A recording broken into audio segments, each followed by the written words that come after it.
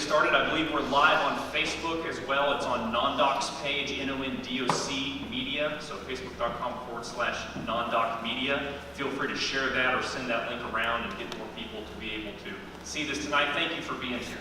Welcome to Schoolhouse Rock, a public runoff debate between candidates seeking the Oklahoma Republican Party's nomination for Superintendent of Public Instruction. Tonight we have with us on stage the incumbent superintendent, Joy Hofmeister, and challenger, Linda Murphy. Thank you both so much for being here this evening. It means a lot that you are willing to engage in the process and allow the public to see you answer some questions about a very important issue right now. Not that anybody cares about education in Oklahoma this year or anything like that. My name is Trace Savage. I'm the editor-in-chief of Nondoc.com. We're an independent journalism publication based in Oklahoma City. I'm here with Josh McBee, our managing editor in the background, Ben White walking down here to take photos, our wonderful intern from the Gaylord College, himself a student, a recent graduate of an Oklahoma high school. We are making this debate possible with the work of several nonpartisan partners. Andy Moore is in the balcony there with Let's Fix This, a nonpartisan organization that promotes voter involvement in Oklahoma. And we also have representatives Amy Kieran and Elizabeth Seidler, I believe, from Generation Citizen, a national organization with a local chapter that is devoted to civic engagement among young people. We have two of their students that they work with who are keeping time for us tonight. Tonight's debate is also made possible thanks to generous financial sponsors, a pair of them. We have McSpadden, Milner, and Robinson. I see Milner right there. They're a leading advocacy firm at the state capitol that represent a variety of clients. And then we also have the Oklahoma Public Schools Resource Center. Brent Bushy with OPSRC provides consulting and professional development to more than 220 member school districts across Oklahoma. Additionally, schools can access products and services via member discounts and subsidies. Good thing I mentioned Brent because I almost forgot Joe Dorman. The Oklahoma Institute of Child Advocacy is a partner in this event as well. Thank you, Joe, for helping promote this and making this possible. With that, the only person left to thank is Bobby Griffith and the wonderful team here with City Presbyterian Church. I believe I see Julie Serban here in the audience somewhere.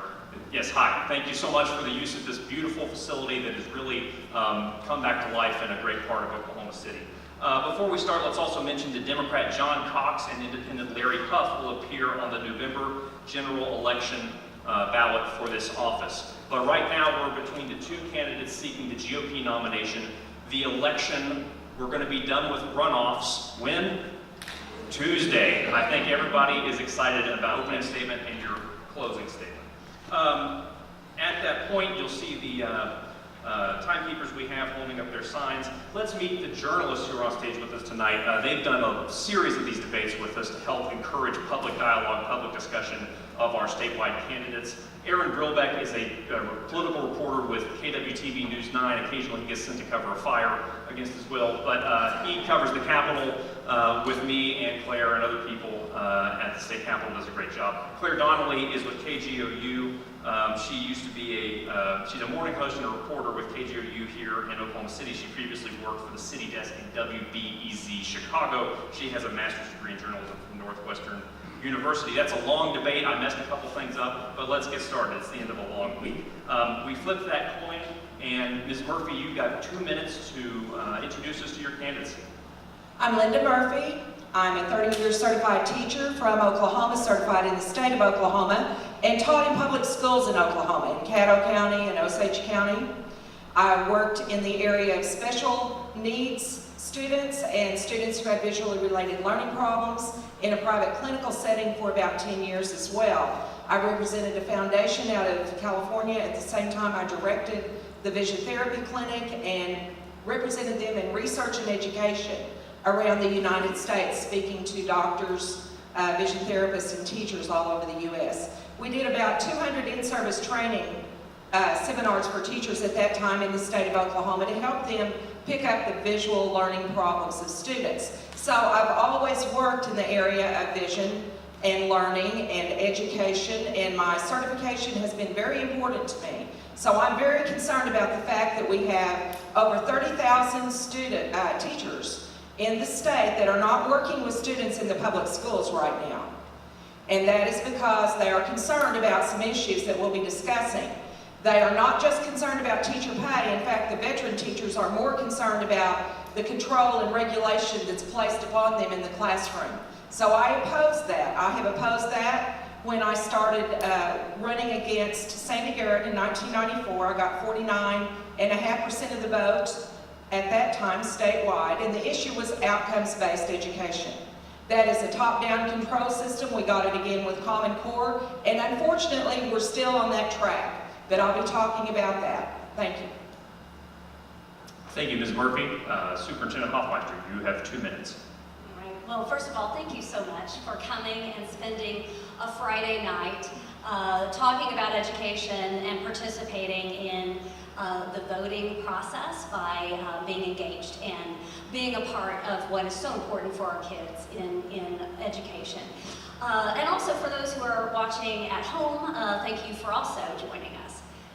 So, as state superintendent, every decision that I make, every policy that we adopt or put forward has to answer one question, and that is it in the best interest for children? Is it going to help them succeed? Will it give them a strong public education, one that's well-rounded? Will it increase the engagement of the community, families, and teachers alike? And so as I work to establish meaningful momentum and improvements, I'm doing that collaboratively. I believe that the community has to be involved. Education affects us all. And we need to, and I have, included teachers, families, our school leaders, our faith-based community, our business leaders. We are all stakeholders in education, and together we have put forward some plans. Some have been to have higher standards, others to reduce testing by slashing that budget by nearly 40%, giving ACT to all students in the 11th grade or SAT based on a district choice.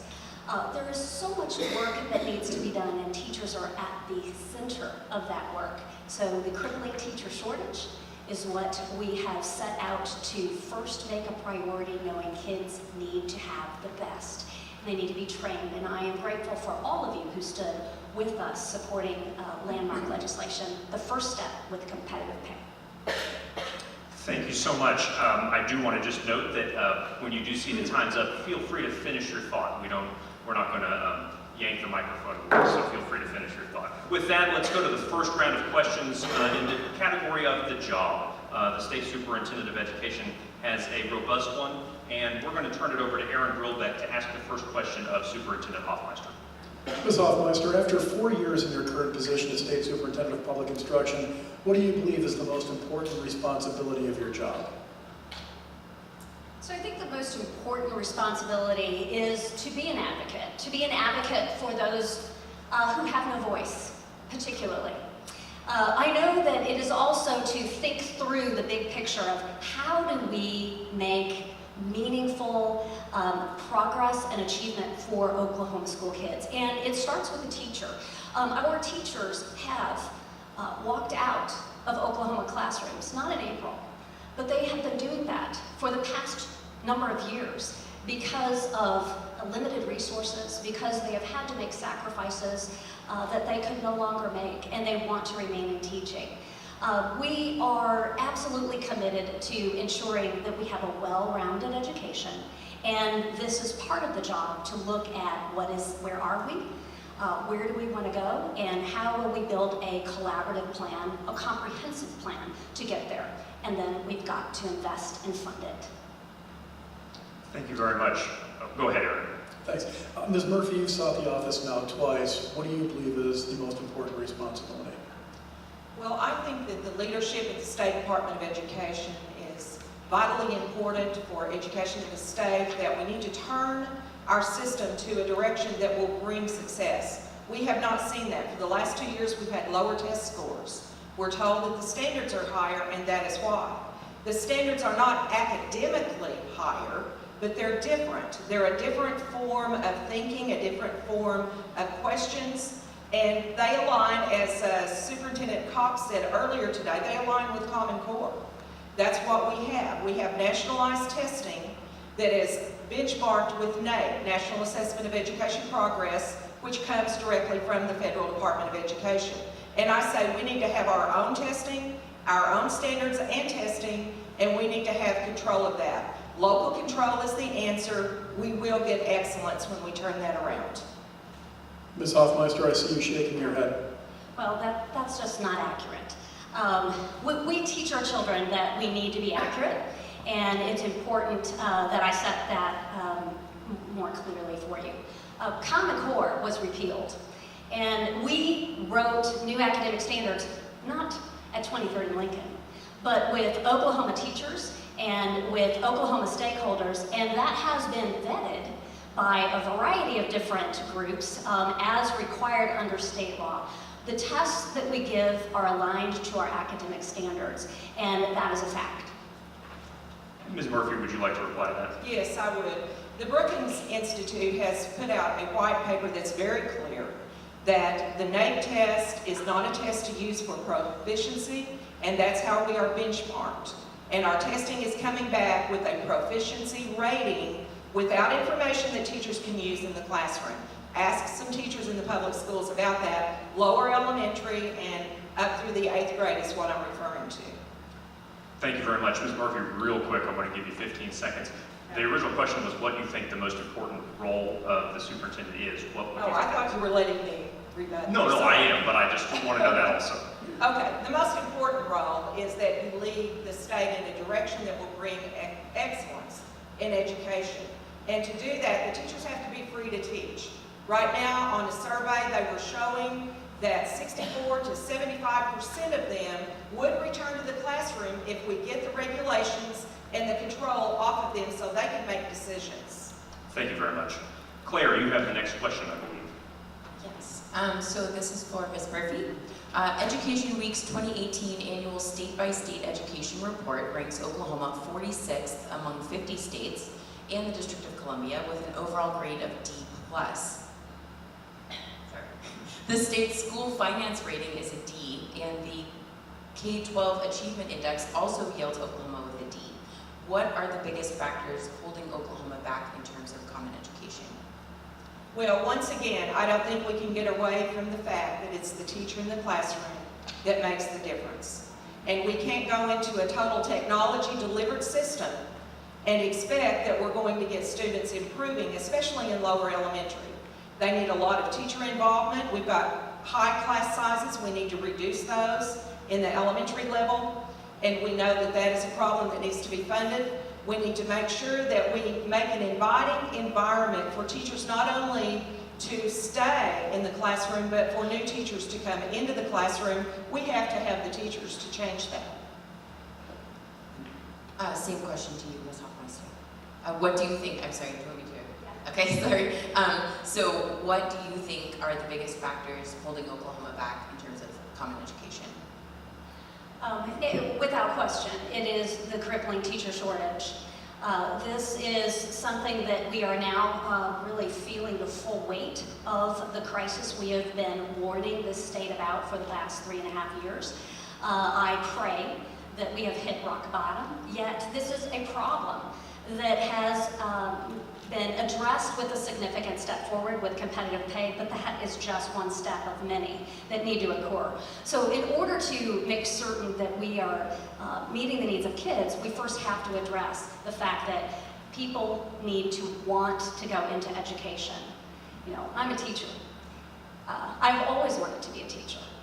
And there's nothing more thrilling than working with a child and having the ability to meet their needs. But we have oversized classrooms, we have teachers that lack the training that they desperately are clamoring for, working with students who have experienced trauma, working with children that have language barriers, all kinds of needs that need to be addressed, and we have a plan and are on our way in addressing those. Thank you very much. Claire, go ahead. Did you want to? Oh no, I was just going to say thank you. If you can't figure it out by now, we are rotating who answers the questions first. Claire has the next question, I believe, for Superintendent Hofmeister. Yep. So the State Board of Education has already issued more than 2,000 emergency certifications for teachers this year, even after the pay raise passed for educators that's taken effect for the current academic calendar. That's the second, that makes this the second consecutive year that the state has set a record for emergency teaching certifications. What's the State Department of Education doing to recruit certified teachers, and did the teacher pay raise help stem that problem? That is exactly the point of having our teacher shortage task force. That is what we did. We got all of the stakeholders together, from higher ed, College of Education's, classroom teachers, family members that are experiencing oversized classrooms, having a revolving door of substitutes in our special education classes across the state, and said, all right, let's form the task force for immediate and intermediate and long-term solutions. It was the work of that task force that commissioned the teacher survey of the 32,000 who are no longer teaching in an Oklahoma classroom but continue to make their certification current. And we asked them, what does it take to get you back? Why did you leave? And those answers provide evidence to take to the legislature that help reinforce what we already knew, that teachers need resources, they need instruction, and they need autonomy to do what they do best, teach. Just real quick before, yeah, are you I gonna was just answer? going to follow up. Yeah, I was going to please. follow up and say, do you feel like that teacher pay raise is helping to stem that? Without a doubt. Without a doubt, it is absolutely having a meaningful impact. Teachers have yet to receive that paycheck. And when that paycheck is arriving in their bank accounts in August, I think they will begin to believe what I believe, and that is that education is a priority, but it must be a priority every single year. Same question to you, Ms. Murphy. Okay, on the teachers and the certification. This survey that we keep referring to has more information in it. And it says that the teachers who are the experienced veteran teachers who have left the classroom, they're still certified. These experienced veteran teachers say they are less concerned about the pay raise. They are more concerned about issues like regulations from the state, not being able to make decisions in their class, and having an accountability system that makes them responsible for factors that they have no control over. So we need to change or eliminate the A through F report card the way it is being utilized. It's really inhibiting. It is not producing, well, we don't have results. Do we wait 8 years? We've got an 8-year plan now that's been produced. Do we wait 8 years and say it takes 8 years to fulfill that? No, we can turn this around quickly if we get back to local control and let teachers teach in the classroom. That's what they're asking for. So just to follow up, do you think that the teacher pay raise helped stem the emergency certification problem? I think it did overall. I think it was really important to start getting pay into teachers so they know they're encouraged. A couple of districts have paid $40,000 this year for starting salaries. They added money to what was in the teacher pay raise. So, it's beginning to kick in and really have an effect. Yes. Ms. Hofmeister, I noticed that you were shaking your head on that one too. Would you care to explain? Yeah.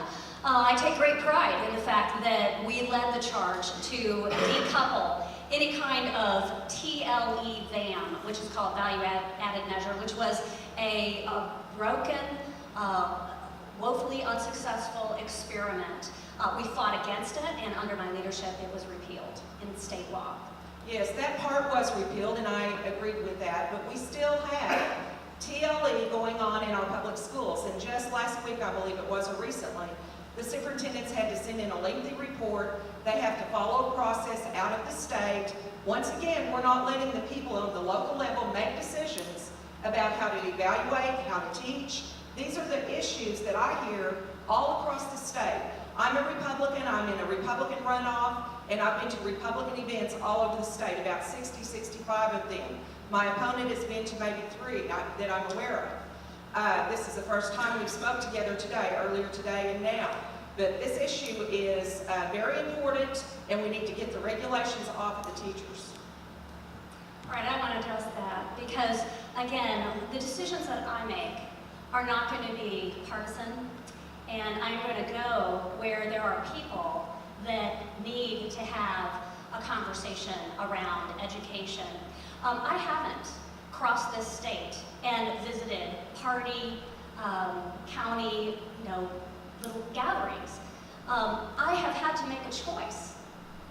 Political events or being in classrooms, being with teachers, being at the legislature, fighting for what will make a difference for children. At the end of the day, it has to be about kids, not partisan politics. Thank you. 15 seconds on the topic. Do you have anything else to add, Ms. Murphy? 15 seconds for you. We have a government, we have a process of election. If we did not have two parties, would we have an election? What would we have? So we have two parties, and each party nominates their candidate, and that nominee then is in the general election. So I think that that is an unfair and inaccurate statement. If you go to the people that are voting in the Republican Party, I think that makes sense. Thank you very much. Let's move on to the next question. Aaron, I believe you have it for Ms. Murphy. Ms. Murphy, the Oklahoma Secondary Schools Athletic Association regulates competitive activities between school districts. While OSSA is a separate state agency, its board of directors are all school-related personnel, and over the years it's been, putting it mildly, criticized as not focusing on the best interest of parents and students. Should the OSSA be moved under the Oklahoma State Department of Education so the statewide elected official would have oversight, and if so, why? I don't think so. I think that that needs to be looked at closely. We certainly know there have been problems there, but I don't see a need to put that under the State Department of Education. And I agree. It's a local membership organization, and that's where it belongs. We do not need to grow government. Thank you. Is there enough oversight of OSSAA? Again, that's private. That is a group of people who have chosen to be members. They set their rules and they implement those. They do need to, I understand, comply with certain regulations. But that is not something that the State Department of Education needs to be involved in regulating. That would be the legislature. Thank you. Ms. Murphy, anything? Okay. All right. Let's move on to round number 2, I believe. This is going to involve the walkout and then the reforms. We've heard calls for a lot of things during the walkout, and we've also heard calls for reforms of the education system in the state of Oklahoma. For this round, since this is maybe a little meatier of a topic, we're going to go to 2 minutes per answer to each question for both candidates. So I believe, Aaron, you have the first question for Superintendent Hofmeister. Ms. Hofmeister, the Oklahoma legislature passed a major increase to the state's education budget that included textbook funding, teacher pay raises, and support staff pay raises at the end of March. On April 2nd, many of the schools shut down, and teachers, parents, and students filled the Capitol for 2 weeks demanding additional funding. No additional funding was granted, but some education advocates expressed frustration with you for seeming to encourage a resolution to the walkout. Was the walkout in the end worth it, and what was most important about the accomplishments, if there were any accomplishments, of the walkout itself? Well, number one, I absolutely supported the right of any teacher, community member, parent, family, student to protest the governor and their legislators. That is part of free speech and advocacy. I applaud the school board members who made a local decision in how to best accommodate the advocacy of the teachers and the community within their own local school district, and they gave room in some particular districts for days off, so that would not provide for any kind of jeopardizing of a contract between a board and a teacher. What you saw in the walkout was a manifestation of something that had been brewing for the last 10 years of eroded funding to public education. And these were the teachers who didn't walk out to other states. These were the teachers who didn't walk out to another profession, but they stayed and they fought for their kids, and I support that advocacy. As state superintendent, we have to also work in the world of education advocacy before that kind of demonstration and protest of neglect that had occurred over a decade. And we also continue working. But at the end of the day, my decisions had to be about clearing the path to allow that advocacy and also not jeopardize the needs of our children. How did we make decisions? It is always going to be about what is in the best interest of the children that I am charged with serving, and that's what we did. Just to clarify though, after the walkout began, there were no additional concessions given by the legislature or the governor. So was the walkout really worth it? Oh, absolutely it was worth it, and I disagree. There were concessions made. We fought very hard at the Capitol, well into the late night, to see some additional revenue measures passed. And that was also so very, very critical and important to showing the teachers that it is more than a deaf ear at this is about just pay. Instead, this was about public school funding all across the state. This was not about teachers coming together saying, I want more. This was about, I need more for them, for all of our children in this state. And no one knows that better than the teachers in Oklahoma classrooms right now. Thank you. Ms. Murphy, same question. Was the walkout worth it? And if it was, what was the largest accomplishment of the walkout in your opinion? Well, I agree that it was inevitable. It was a buildup of frustration and stress of teachers all over the state. And I also agree that teachers have a right and a responsibility to talk to their legislators. It's part of our process of government. And there was nothing wrong with that at all. Schools that were closed, that gave teachers permission to be there, that was not a strike. Some people called it a strike. It was a walkout, and they were given permission to do that. So there was no problem with that. There was a school district, and actually a lot of school districts across the state did not close. They chose not to go, not because they didn't care, but they advocated in their own way. So it wasn't a statewide universal agreement about how to go to the Capitol and what to do. And once the teachers were there, I had a lot of phone calls from teachers that didn't even know each other that had different views of what was happening. We had a lot of different groups there. So it's kind of like looking at the elephant from whichever angle you look at it, you're going to see the tail or the ears or maybe the whole elephant. But what I didn't like was the OEA union having the mic for 9 days, and at the end of that time, not being able to even tell the press a specific goal. I think that was a big problem, and I think leadership in the State Department of Ed, State Superintendent, could have helped that, going to the mic, speaking to the press more about the truth, about what was going on. Rachel, I'll give you an opportunity if you don't mind to respond to that. I disagree. I've already been at the mic. I've already been there. It was the request of ours to have a teacher competitive pay from the beginning. During the Step Up plan, I did stand at the podium, and this was a different time. This, if you will recall, already had a pay raise passed. This was about teachers coming saying, we're not done. It's not about us. It's about our children. And we needed to allow this to not be an event that had some elected official, and I declined to take that mic for that reason, because it wasn't about me. It was about teachers collectively standing up for their kids in their own communities. We're going to offer equal time, Ms. Murphy, another 30 seconds. Yes, I understand what you're saying, but I believe this. I believe that at the end of that 9 days, that was a long period of time, there was no more money to be added, and a lot of teachers thought that what they did caused the raise. It didn't. The walkout was after the raise was already given, and I know you just said that, but I'm talking about the confusion that existed at the state capitol, and where there's chaos and confusion, that's where leadership is needed. That's my point. Thank you very much. Next question is Claire's, and it'll go to Ms. Murphy first. Ms. Murphy, like many conservative legislators, you've attempted to thread a needle with your political positioning on the teacher pay raise package passed last March. On the one hand, you've supported raising teacher pay, but on the other hand, you've suggested it could have been accomplished without raising taxes. Do you believe House Bill 1010XX, that's the revenue bill that received 3/4 support from lawmakers, was necessary? Well, I think if you will look at the Treasurer's report that came in July, $1.2 billion now sits in the Treasury that did not exist last year.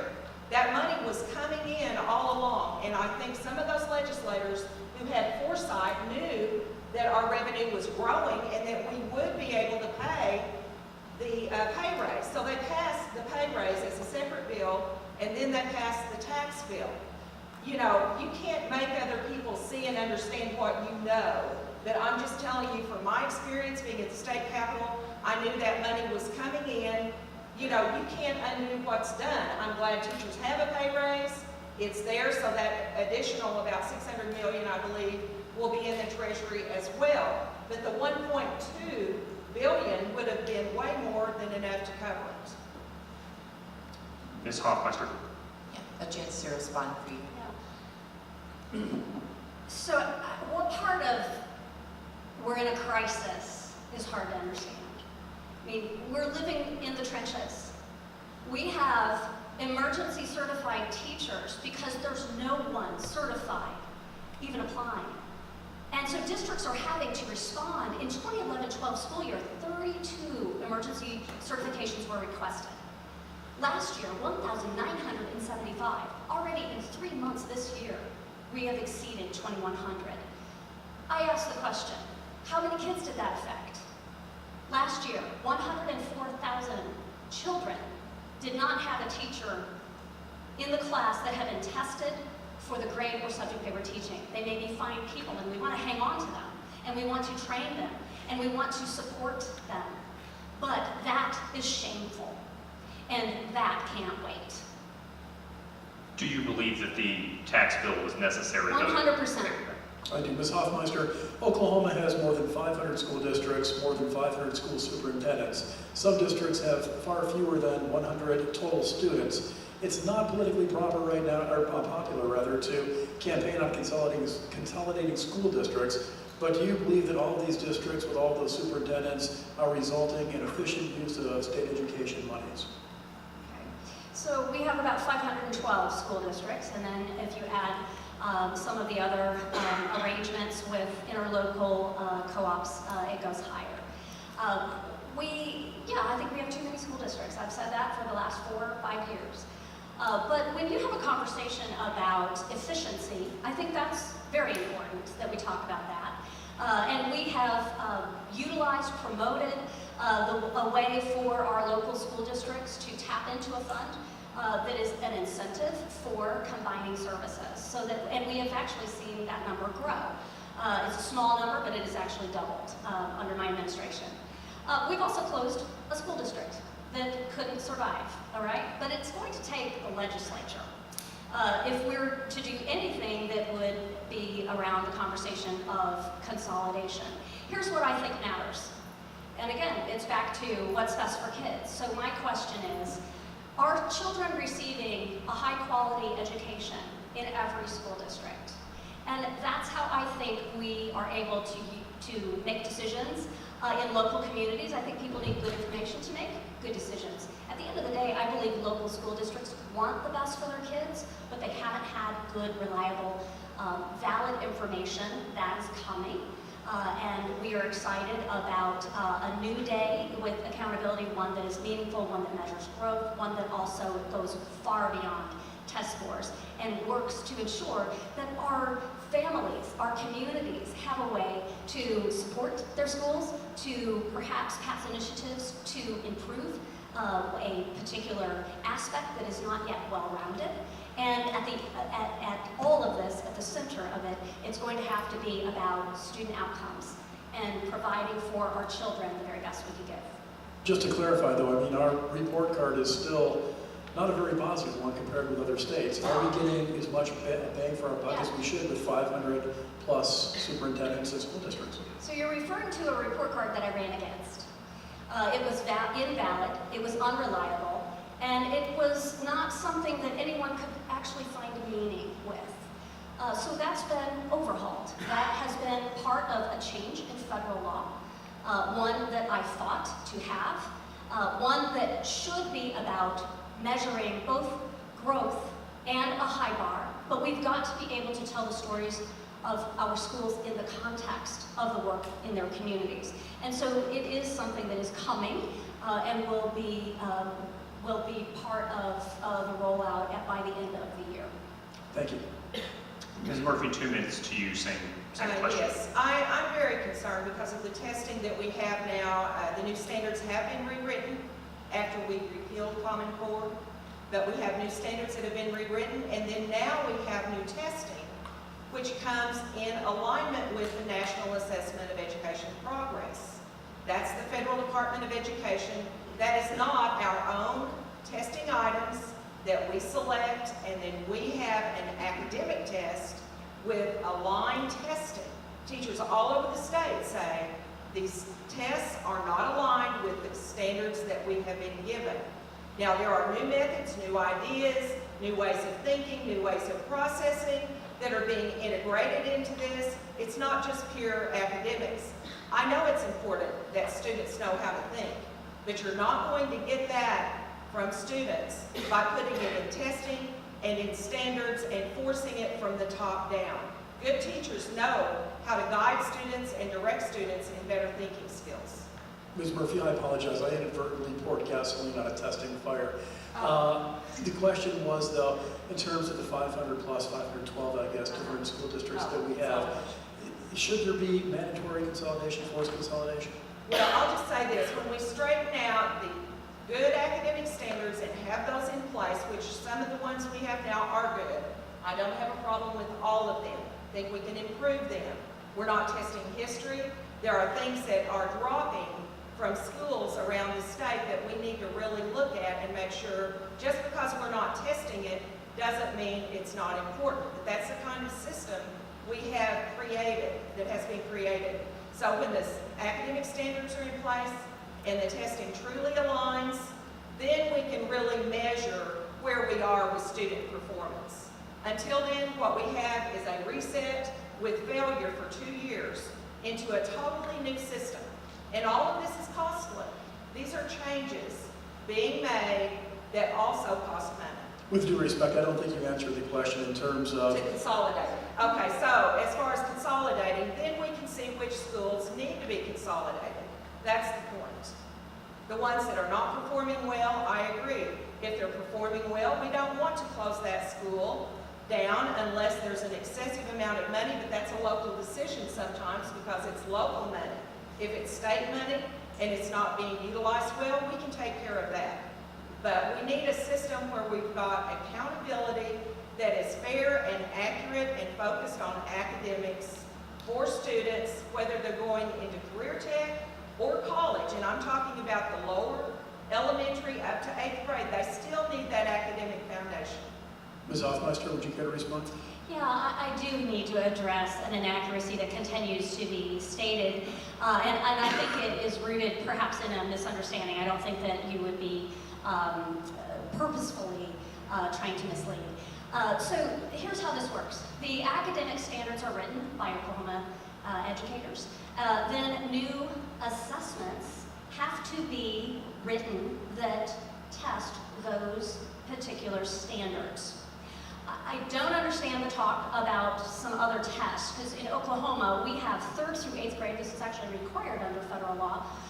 We must have assessments that are aligned to the standards, and every one of the tests and questions have gone through the hands of Oklahoma teachers as they have been a part of writing those and constructing those test items. So I just want you to be aware that that is 100% false, and that is something, we have 7,000 pages of evidence that was submitted for peer review and granted and came back as absolutely aligned and has nothing to do with some other test. That's just absolutely false. 15 seconds. I agree that you don't understand.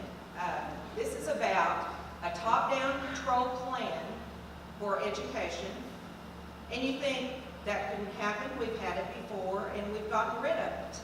And we need to get on a track that gives us true local control. We're not going to get teachers forced into better educating. And if we end up with all of our experienced teachers out of the classroom and only new teachers in the classroom, they'll follow the processes, they'll follow the line, they'll follow the program, but they don't have the skill and knowledge yet. We need that experience base in the classroom. We good? Okay, with that, I'm sure we could talk about this afterwards as well. We'll have a chance to meet with the candidates as well. Claire, I believe you have the last question of round 2 for Ms. Murphy. Yes. Ms. Murphy, state question 801 will be on the November ballot. If passed, it would allow local school districts to pass bonds that also help school operations. The first subhead on your website's list of policy guidelines is local control. Do you support state question 801? Yes, I think that overall that it would be an improvement. 801 gives local school districts the option to use their local funding in other ways than what they can use it for now. They could use it for textbooks, they could use it for teacher salaries, and I think giving that local control flexibility is a good thing. However, I have the caution that doing that doesn't mean we've given every school more money to spend. It does not. So I understand why people oppose it too, because if you pass it and people think that we've given schools more money on the local level, we really haven't.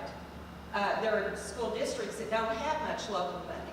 They get almost all of their money from the state.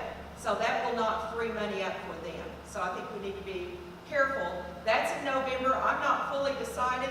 I lean toward the local control, yes, but I also see the downside of it. Ms. Hofmeister, do you support state question 801? I can't support it. I do understand the need and desire to give flexibility to school districts. What I'm concerned about is that it is simply taking money out of the right pocket and putting it in the left. It is not new money. We are having this conversation because of a decade of eroded funding for public education. We shouldn't have to be scrambling to find ways to provide the support, textbooks, etc. And then I have to think further down the road when I think about our children attending schools where pressure perhaps has been put on a school board by a community not quite clear on what would be at risk, where you would see deferred maintenance, where you could see crumbling assets in our buildings, and then you have an even greater expense. So does this work for certain districts? Yeah. But for many districts, it will not. And I think it provides for some a false idea that they have voted in more funding for schools. Thank you very much. Let's go to round 3. We're going to get into the politics of all these things, and back to this is a campaign. We'll vote on Tuesday. Aaron, I believe you have the first question for Superintendent Hofmeister. Ms. Hofmeister, Oklahoma County District Attorney David Prater ultimately dropped felony charges that he filed against you and others related to alleged collusion with dark money group during your 2014 campaign. What do you tell voters who might have read the court documents featuring communications between you and Ryan Owens, a supporter of your campaign, who was involved in the creation of an independent expenditure that targeted your 2014 opponent? Yes, thank you for the opportunity to address that. That matter obviously should never have been brought in a political campaign of days before my primary race in 2014. That was brought to the Ethics Commission as well as to the District Attorney. And over a period of time, then charges were filed, again, only days before the state question 779 with the teacher pay raise at stake. When the district attorney saw the facts and realized the flawed, inaccurate statements that were placed in an affidavit to tarnish my name, my reputation, he dropped everything. Not just for me, but for everyone. I have moved on. I have peace in my heart that I've always had because I knew the truth, and the truth matters. And by the way, that district attorney has joined me to work this October 2nd. We are working together on something that we both care deeply about, and together we are providing a trauma summit for Oklahoma teachers, helping with trauma-informed instruction. So just to follow up, do you believe Mr. Owens then broke the law? I think you are assuming everything is accurate in the statement that was there. I'll ask you the very same question then. Do you believe the Superintendent Hofmeister broke the law? Do you believe that Mr. Owens broke the law? Well, that is up to the legal authorities to make a determination. But what I do know is when District Attorney Prater dropped the 5 felony charges, he said that he is not finished. He said, I have further investigation to do. It was in the Tulsa World, and I believe it was in Non-Doc. It might have been Oklahoma Watch, but it's in a couple of places published. That was his public statement. He said, we're not done. Now, in July this year, right after the primary, June 26th primary, July 1st, there was an article in the Daily Oklahoman, Nolan Clay wrote, and he said that the Ethics Commission had a case against Superintendent Hofmeister that they wanted to prosecute on ethics charges, but they did not because they did not have the budget to do it. They didn't get the funding, so it wasn't because they didn't have a case or didn't want to prosecute it. Ms. Hofmeister? Yeah. All right, so here's what I know. When you speak truth to power, when you stand up to the status quo in your own party, when you take a stand, whether you have somebody standing next to you or an army behind you, you're going to have people who oppose you. I do not allow that noise keep me from focusing on what matters for kids. And what I can tell you is that again, is also false. Because what we know is that the Ethics Commission hasn't had their budget slashed for years and years on end since this came up. So it's convenient that at a time when they're suing the legislature, it was then somehow by some anonymous source considered part of the news right in another election cycle. That's politics. This is something that you have to learn to deal with at times as a leader. But what I have shown is that I'm battle tested, and nothing will keep me from doing what's right for kids. Ms. Murphy, 15 seconds. Yes, I have to say that it was an anonymous source, it was not. Nolan Clay wrote the story. He quoted the Ethics Commission officials. You can look it up for yourself. And a lot of details are in the story. Let me just go right Yes, ahead. okay, I have to answer this because number one, the Ethics Commission never spoke to me, ever, except for a few days before 2014, right after an election, after my political opponent went to them with some trumped up story. And so if you would think that this is actually something that has any merit to it, that is pretty shocking that they wouldn't even discuss any questions, seek clarification, or anything. The truth of the matter is the matter was closed. And it is I think, egregious to think that that's how we're going to spend state dollars, going after, political prosecution of some sort. No, this is about kids. We're not taking our eye off the ball. Yes, it is about kids, and we need integrity in the office. You can believe what you want to, but I'm just saying, D.A. Prater himself said he wasn't finished with the investigation. I think he needs to make a public statement. If he's going to clear you and make that public, then that would be fine, but it hasn't been done. He has in No, a not joint, publicly. yes, He a said he joint, did.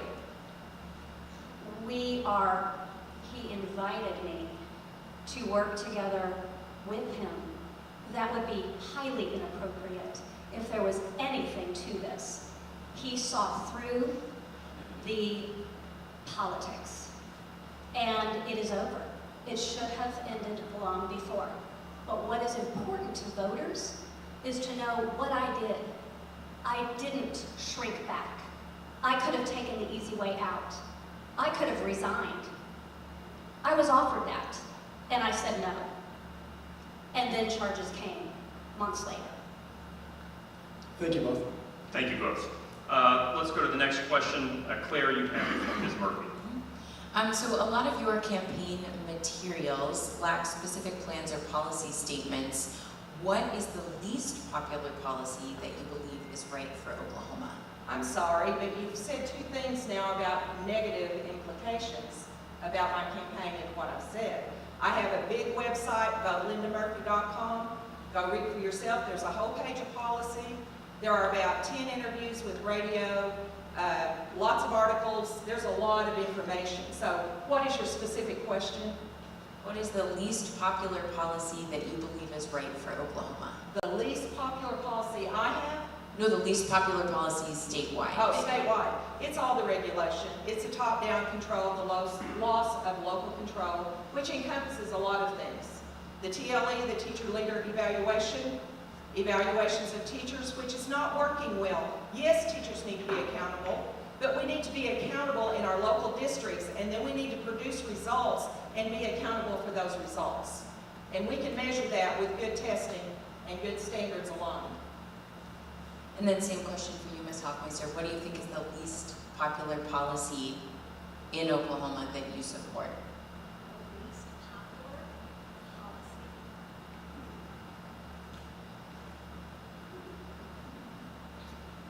I think they're all great. The least popular. I think it depends on who you're talking to. I'll tell you what I think the least popular is our teachers have initiative fatigue. They are tired of changes that happen with changes in federal law, changes in state law. So I'm going to just answer that a little bit more kind of collectively. And that is when you see changes that occur and you have turnover, there are a lot of people who have entered the field that don't know what has changed in previous years. And there is often, I think, a need for strong mentoring, more support, and wherever we have the issues of something being unpopular, we have to ask the question, well, why are we doing what this particular law or regulation requires? If it has an effect on lifting outcomes, but maybe an adult doesn't like it, then I have to side with the student and the lifting outcomes. If it is about more transparency, and some schools don't like that, we're going to always come down on increased transparency. I think that all depends on who you ask. Do you have a specific? Oh no, that was just generally. Yeah, the idea that sometimes it's not in a political campaign a wise move to talk about things that you really want to do but might not be super popular among the masses. That was the gist of it. We'll rephrase in future elections. Claire, I think you have another question for Superintendent Hofmeister. Yes. In some ways, it's a bit surprising that both of the GOP candidates for state superintendent have not been vocal advocates for school choice issues like vouchers or charter school expansion. Do you favor vouchers or education savings accounts? And would a greater emphasis on charter schools improve outcomes for students in larger Oklahoma towns and cities? You know, I do think that parents need to have choice. And I think it's very important that parents have informed choice. We already have in Oklahoma a very broad school choice policy. Do I think we need to introduce new experiments? No. Am I a supporter of vouchers? No. What I believe we must do instead is to focus on all of the public school children who are in our schools today and ask the question, why have they left? Or why have they chosen a different path? Does it have something to do with the quality of what we are giving in our public schools? And then what do we need to do to improve that, if that's the case? I don't think we can walk away from public education. I am the state superintendent of public instruction. That is my top priority. That is where 95% of our Oklahoma school children reside. But make no mistake, we have to give families options. Restrictions of those options are something that as a mom of 4 kids, I would demand. I would demand the option, okay? Same question to you, Ms. Murphy. Do you support school choice vouchers? I don't support vouchers. That is really a situation on 2 sides of the coin that I think is a problem. And one side is putting public money into private schools and into homeschools brings regulation. If you're going to give government money, you've got to regulate how it's spent to some degree. And that's what's happening in other states around us. So I oppose it. But I also oppose vouchers because it does take more money out of the public school system. I think there are other ways to help parents in our state without doing that. I support the charters that we have that are working well. I'm not for rolling that back and taking those away. They exist, but we need transparency in our charter system. That's a private-public system using public money, but it's in private hands. So we need to have more transparency. We've got a problem where State Auditor Gary Jones found $2.3 million was put into a charter schools foundation from our state money. Instead of the foundation helping the charter school, our money went into their foundation. That was in an audit, so we've got a problem there. Thank you very much. Aaron, you have a question for Ms. Murphy. I do. Ms. Murphy, you opposed Common Core standards, yet your campaign literature has indicated that you have problems with the currently approved state standards. I think you mentioned that once or twice here tonight, too. If you don't approve, once or twice, if you don't approve of what we already have in place, what sort of standards would you prefer? I don't think that all of the standards in place now are a problem. My greater concern is that the testing needs to be academically focused testing. We can't teach every way of thinking and learning in a test, and that's what's in there now. The processes that were in the Common Core testing are in this testing. It's the national testing. We need to have, I would call it standardized academic testing is what we need with our standards. And that's what the bill that repealed Common Core called for, non-Common Core testing, as well as non-Common Core standards. I'll just take to clarify, what do you mean the processes are the same?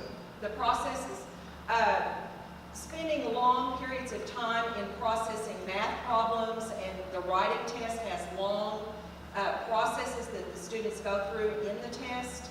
It's not just a simple academic test as we've had in years past. And I think sometimes new ideas are good, and sometimes they really are just an experiment that haven't been proven, and that's what we have with the Common Core testing. It's not proven. Ms. Hofmeister, you're shaking your head. We can't have Common Core testing because our particular standards are not Common Core. So that is against federal law because we wrote new standards. There's just no way to say this any other way. This is just 100% inaccurate. I think that what may be described is something that might be a fear, or it may be a misunderstanding. However, at the end of the day, we repealed 7 end-of-instruction tests, and we replaced that with something that had value for students long after they graduated the ACT or the SAT, depending on a district's choice. Everything else is to get them ready to be able to walk out of high school on that graduation stage and enter into career certification, the military service, or college, ready to hit the ground running. Ms. Murphy? The Brookings Institute says that the NAEP test, which we are benchmarked to, is in a Common Core test. It's aligned with Common Core, just as or Superintendent Cox said earlier today in the Forum for State Superintendents earlier today. It's true, it is a Common Core line. I mean, I know you don't intend that. I can tell you're sincere, that I'll get the research to you, and maybe we can sit down and look at that. I've seen the Brookings Institute report. It is referring to NAEP, the National Assessment for Educational Progress. That is not what we are talking about. I don't know if it is a misunderstanding, but we do not, NAEP is only for 4th grade, 8th grade, and 12th grade. We're talking about the tests that are 3rd through 8th grade right now. These are assessments written to our standards. That is indisputable. And it is accurate that 100% of those test items measure our standards. It can be no other way. Are you saying that all of the teachers for the last 2 years where students have failed across the state have simply learned a new system that they didn't learn well because we have new standards, or they don't know what they're doing? What are you saying about that? I'm saying that we have been more transparent about the fact that when our students are graduating from high school, our families are having to spend $22.2 million out of pocket every year to pay for courses that they should have already mastered in high school. And they are paying for that in the universities and colleges and community colleges all across the state. And they're not even able then to finish because the research says that 70% of those who need remedial courses in college will not graduate in 6 years. So this is the problem we want to solve. And by doing that, we've had to reset the bar, not just at high school and say, whoops, I'm sorry you weren't ready. Now you're going to have to pay for that with your 4-year scholarship, and it may expire before you finish. Instead, we're going to make sure that we close those learning gaps and have a fresh, clear view of where our children are in third grade and fourth grade and fifth grade, where that is a small gap, where that gap can be closed. That is about giving parents and families better information so we can all support our kids.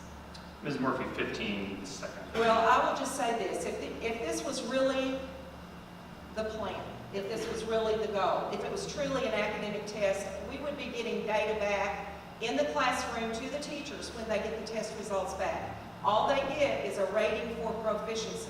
This is sorting children into groups and categories.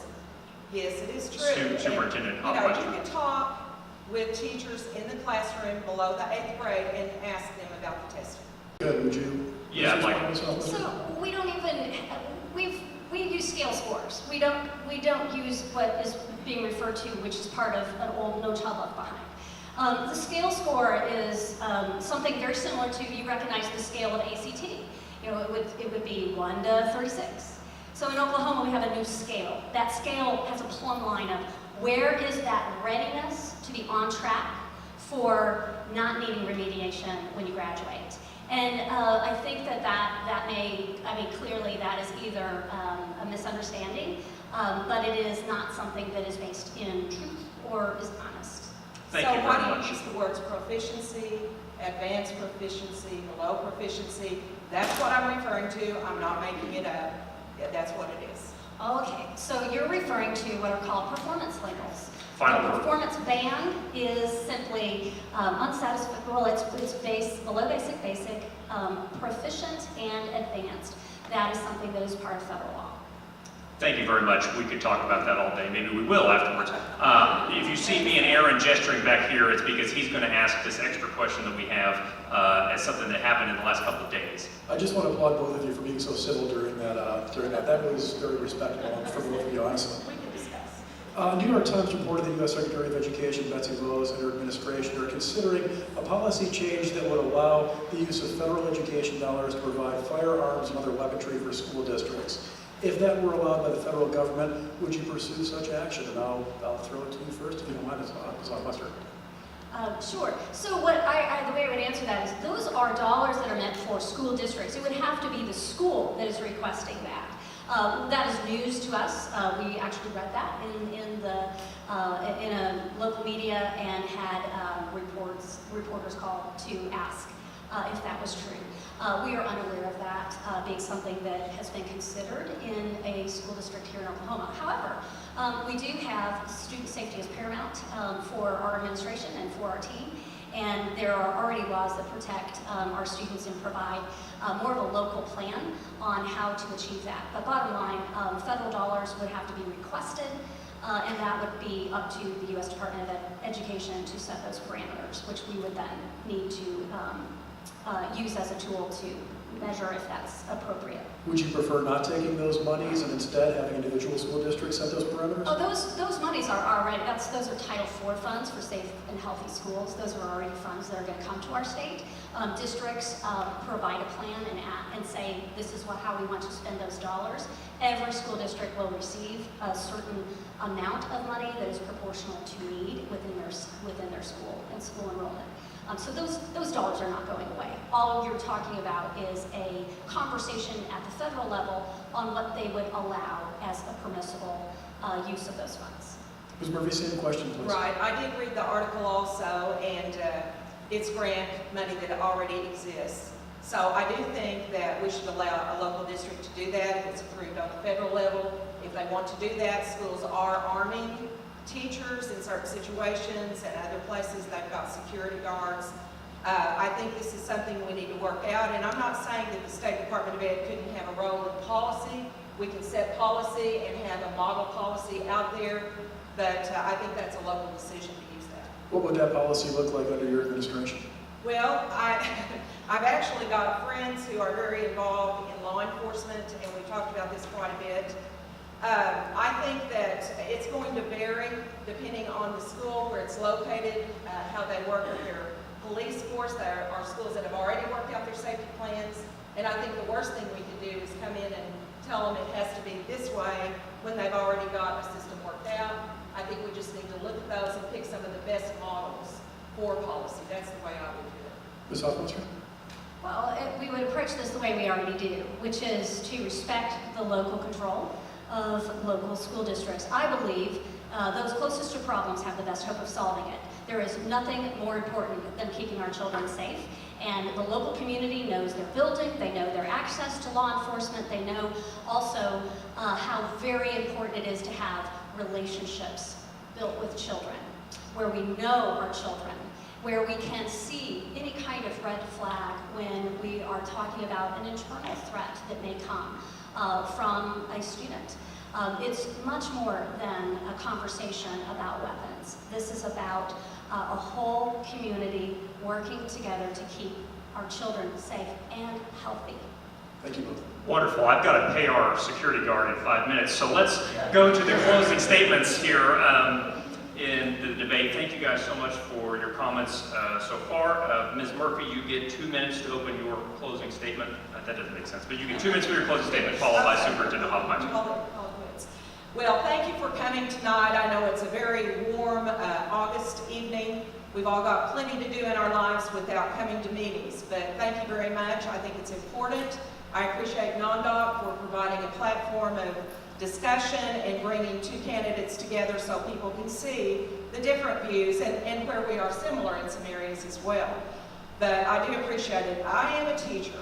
That is my heart, to teach students and to help teachers have a better environment for teaching. I think it's so simple that we overlook it. Sometimes the simplicity of life is the most important thing.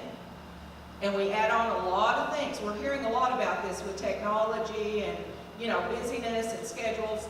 That's true in the classroom as well. We need to have tools. We need to have technology that's up to date. I'm all for that. I use a computer many hours of the day myself and a lot of technology. But I think we've got to always focus back on that classroom with teachers. We need to get testing where special ed students are not required to take tests they cannot pass, and we've already written an IEP that says they can't do this level of work, yet we put them down in front of that test. That's causing meltdowns in emotions and behavior all over our state. It's unnecessary and it's illogical. So that's one of the major points. Thank you very much. Go to votelindamurphy.com. You'll find a lot of info there. Thank you. Thank you very much. Superintendent Hofmeister, 2 minutes free. All right, thank you. Wow, we've had some amazing challenges, truly historic challenges in Oklahoma during the last 3.5 years.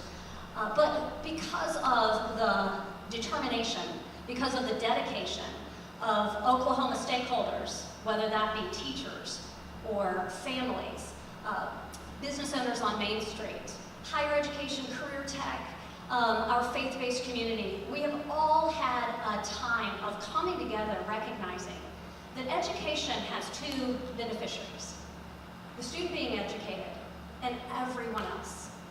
This election is going to affect the trajectory of the student achievement, but also of our state. We want our children to thrive, and we want to attract our own children to stay in Oklahoma, to put down roots, to start a business.